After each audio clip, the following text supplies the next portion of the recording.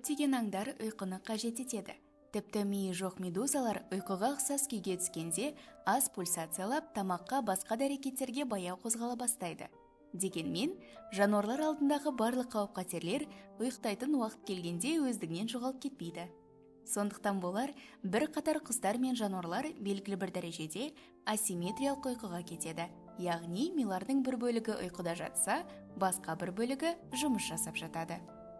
Бұл адамдарға да қатысты. Ал бұл қалай іске асады? Барлық омыртқалардың милары екі жарт шардан тұрады, оң және сол. Ми жұмысы әдетте ұйқы кезінде бірдей. Бірақ асимметриялық ұйқы кезінде бір жарт шар терең ұйқыға кетсе, келесі біреуі жеңіл ұйқыда болуы мүмкін. Мұның ең ерекше түрін бір жарт шар ұйқысы деп атайды. Мұнда бір жарт шар толығымен ояу болса, ендігі біреуі терең ұйқыда жатуы мүмкін.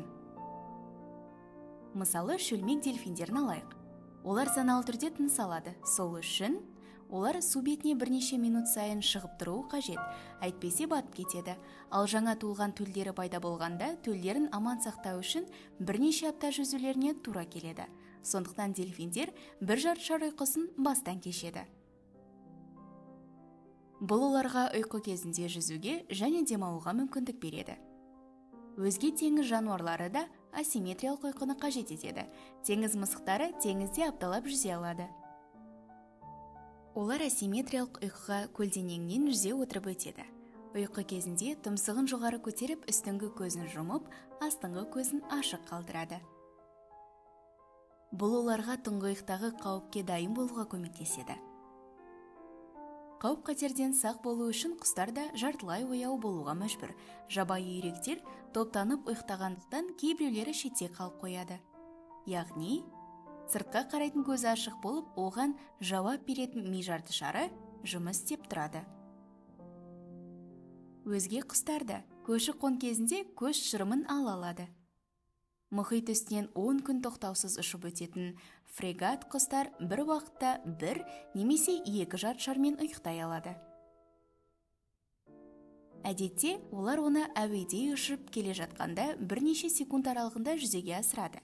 Дегенмен, әуедегі ұйқы олардың жердегі ұйқысының 8%-ында қамтымайды. Бұл фрегат құстардың ұйқыға деген төзімділігін көрсетеді. Қазіргі таңда асимметриялық ұйқының толыққанды ұйқы тәрізді пайда әкеле ме және барлық тіршілік иесіне бірдей әсер бере ме, жоқ па белгісіз. Бір тәжірибеде итбалықтар тоқтаусыз қозғалыс кезінде асимметриялық ұйқыны қолданған. Бірақ өз қалпына келу үшін олар толыққанды ұйқыға ерекше ықылас көрсететіні байқалды, яғни олар осы жолмен өз қалпына тез келе алған. Дельфиндер керісінше, кем дегенде 5 күн жоғары дәрежеде белсенділікті сақтайтыны анықталған. Олар бір жарты шардан екіншіге ауыса отырып, бір күн ішінде бірнеше сағат бойы әр жарты шармен терең ұйқыға кете алады. Сондықтан болар бір жарты шарлық ұйқы олар үшін жеткілікті. Ал адамда қалай? Жаңа бір жерде ұйықтағанда таңертең дел сал күйде оянып көрдіңіз бе? Бұл миыңыздың бір бөлігі толыққанды ұйықтамаған болуы мүмкін деген сөз. Жылдар бойы ғалымдар тәжірибеге қатысушылар зертханада нашар ұйықтайтынын байқаған болатын. Әдетте, сол түнгі деректер зерттеулерде назарға алынбайтын. 2016 жылы ғалымдар алғашқы түннің әсері адамдарда асимметриялық ұйқының өте жеңіл түрі екенін анықтады. Сондай-ақ, олар алғашқы түні қатысушылардың оң жақ жартышары сол жақ жартышарына қарағанда терең ұйқыда болатынын байқаған. Әрі сирек шыққан дыбыстарға сол жақ жартышар екіншісіне қарағанда көбірек белсенділік танытқан. Қатысушылар сирек шыққан дыбыстарға алғашқы түні, алғашқы екі жарты шармен терең ұйқыға кететін түндерге қарағанда тезірек оянып, жауап беріп отырған. Бұл дегеніміз, аңдар секілді адамдар да асимметриялық ұйқыны сақтық үшін, әсіресе өзге қоршаған ортаға тап болғанда қолданатынын білдіреді. Сонымен, қонақ бөлмеңіз сізді жеп қоймайтын және қозғалмасаңыз, о дүниеге аттанбайтыныңыз айдай анық. Десе де миыңыз әлі де болса сақ болуға көмектеседі. Есіңізде болсын.